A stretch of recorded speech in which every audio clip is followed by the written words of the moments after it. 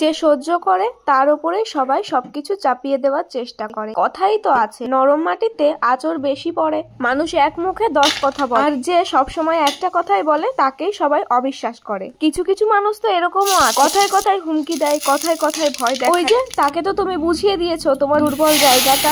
একটা বউ বাড়িতে সেই সময় সম্মান পায় যখন তার স্বামী তাকে যোগ্য সম্মান দেয়। যখন সেই বাড়ির লোকে বুঝে যায় তার স্বামীর কাছে তার কোনো মূল্য নেই, তাহলে তারাই বা তোমাকে কেন সম্মান দিতে যাবে? তুমি দোষ না করে দোষের ভাগীদার হবে, কিছু না বললেও নাম হবে তুমিই বলেছো। হ্যাঁ হ্যাঁ, তুমিই বলেছো। ফাঁকতালে যেই জন্য ঝগড়াটা বেঁধেছে তারাই দেখবে খুব মিলে ঝিলে আছে, আর তুমি সবার চোখের বিষ হয়ে গেছে। এদিকে আমার বর ডিম ভাজছিল, ডিমের মধ্যে দিয়েছিল অনেক কিছু, ফোনে দেখেই এটা তৈরি করা, কিন্তু ডিমটা অনেকটা বেশি পরিমাণ হয়ে যাওয়ার জন্য ও ওল্টাতে পারেনি, তাই ওই রকম ছিঁড়ে বুড়ে গেছে। সাথে রাতে করেছিলাম গোবিন্দভোগ চালের খিচুড়ি। অনেকদিন ধরেই আমার খিচুড়ি প্রসাদ খেতে ইচ্ছা করছে, তবে সেটা তো আর সম্ভব না, তাই বাড়িতেই এই চালের খিচুড়িটা করলাম।